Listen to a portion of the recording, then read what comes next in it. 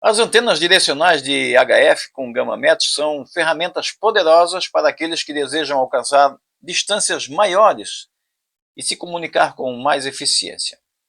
E neste vídeo eu falo sobre as vantagens e desvantagens desse tipo de antena, ajudando você a decidir se ela é a escolha ideal para as suas necessidades. Também vou deixar as medidas para antenas direcionais com gama metros para 3 frequências diferentes.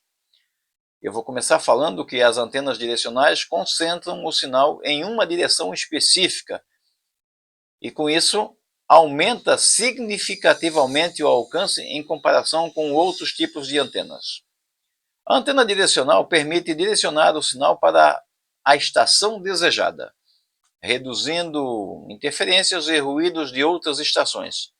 E na recepção, a antena direcional amplifica o sinal recebido, proporcionando melhor relação da recepção em áreas com sinais mais fracos. A capacidade de direcionar o sinal também contribui para a rejeição de ruídos e interferências indesejadas. As antenas direcionais de HF com gama metros podem ser utilizadas em diversas configurações, adaptando-se a necessidades específicas de cada projeto. Mas nem tudo é perfeito e também existem algumas desvantagens. A primeira delas é a construção e o ajuste de antenas direcionais, que podem ser bem mais complexos do que outros tipos de antenas, exigindo conhecimento técnico e algumas ferramentas específicas. Com relação ao custo, em geral, as antenas direcionais são mais caras do que as antenas de outros tipos, devido à maior quantidade de material e à complexidade do projeto. As antenas direcionais também podem ser mais pesadas do que as antenas de outros tipos, ocupando mais espaço e exigindo estruturas de suporte bem mais robustas. A antena direcional precisa ser apontada para a estação desejada ou para o local onde se deseja a transmissão, o que pode ser um inconveniente em algumas situações. Por concentrarem o sinal em uma direção específica, as antenas direcionais também podem ser mais suscetíveis a interferências de fontes específicas. As antenas direcionais de HF com gama metros oferecem uma série de vantagens para operadores de rádio que buscam comunicação a longa distância e melhor desempenho, mas é importante considerar a desvantagem ou as desvantagens e também os desafios técnicos antes de escolher esse tipo de antena. Para tomar a melhor decisão, avalie seus objetivos de comunicação, orçamento, espaço disponível e as suas habilidades técnicas. Pesquise sobre diferentes modelos de antenas direcionais e consulte outros radioamadores mais experientes para obter orientação. E lembre-se que o sucesso na comunicação a longa distância depende de diversos fatores, não é só a antena. Um bom sistema de radioamadorismo inclui um transceptor de qualidade, cabos coaxiais adequados, um bom plano terra e um conhecimento técnico sobre a operação nas ondas de HF. Com a escolha e instalação corretas, uma antena direcional de HF com gama metros pode ser a chave para amplificar ou ampliar seus horizontes de comunicação e conectar-se com radioamadores de todo o mundo. E conforme eu prometi, vou deixar as medidas de 3 antenas direcionais com gama metros e o script que faz os cálculos está disponível para membros do canal. Esses membros devem ter nível 2, então basta acessar a guia comunidade e o link estará disponível e visível para todos os membros que tenham nível 2. Então vamos aos cálculos.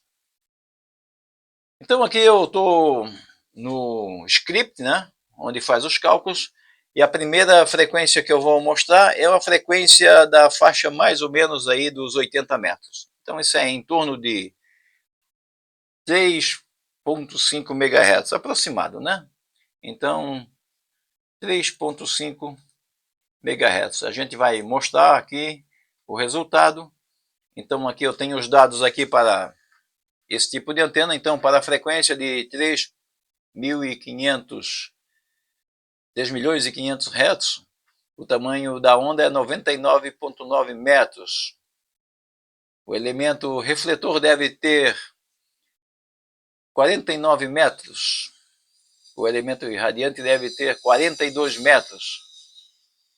E a distância entre o elemento irradiante e o elemento gama-metros deve ter 54 centímetros.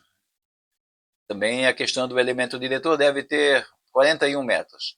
Eu não preciso falar de outras medidas, mas essas medidas para uma antena direcional com gama-metros em solo até é possível ser feito com fio, mas tecnicamente tornaria bem difícil a construção. Então, esse tipo de antena, normalmente, ele começa a ser usado mais, antena direcional, mais acima de 25 MHz, porque é uma antena que se torna viável de ser construída. Abaixo de 25 MHz também dá para ser construída, mas provavelmente ela vai ter que ser feita no solo, e o rendimento, obviamente, quanto mais baixa a antena, também o rendimento não é tão bom.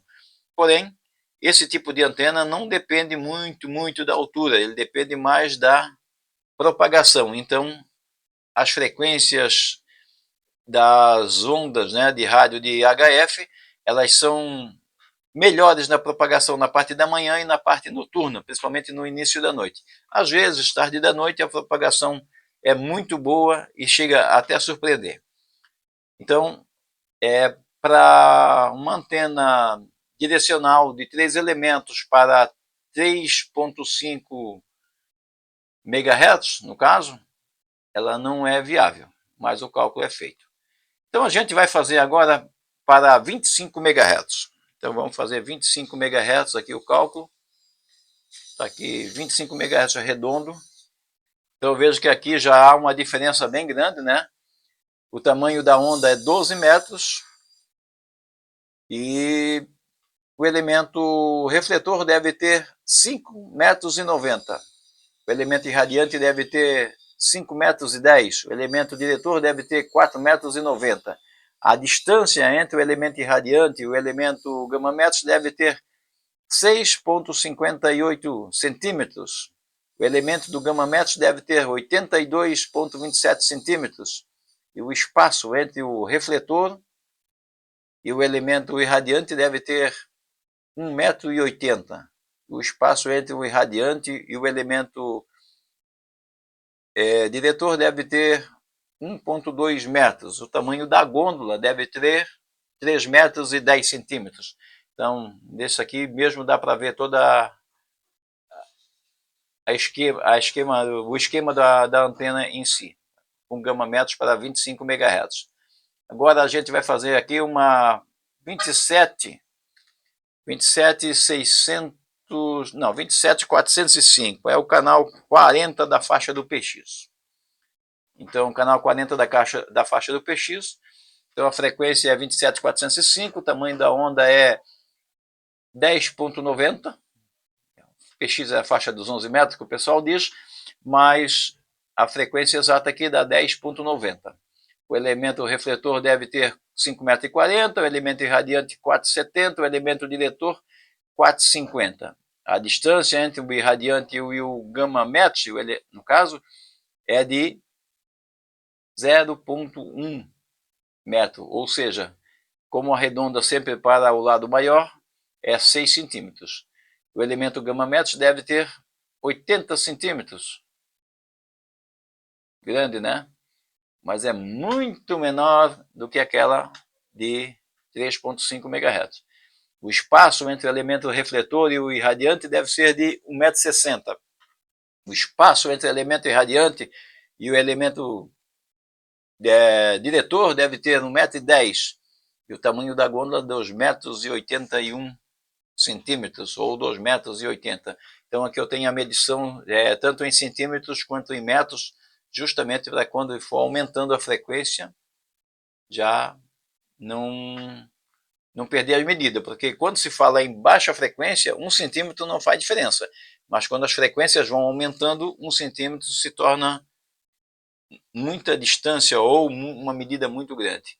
Então já passei uma antena para 1 MHz, uma antena para 25 MHz e uma antena para 27 MHz e 405 kHz, então seria o canal 40. Então vamos fazer uma para 28 MHz, que é a faixa onde o pessoal brinca de CW ali, 28.400.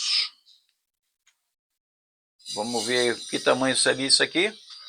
Então veja só, a frequência de 28 MHz, o tamanho da onda é de 10,60, 10 metros e 60 centímetros. Aqui também eu tenho os elementos, o tamanho do elemento refletor, que é 5,2 metros, irradiante 4,5 metros, diretor 4,3 metros, outras medidas aqui do intervalo, e no caso aqui a gôndola é de 2,70 metros. Mesma estrutura da antena, né? Então é só utilizar esse script aqui e fazer o cálculo de quantas antenas quiser de uma forma livre. Ok, pessoal? Então é isso. Eu espero que tenham gostado.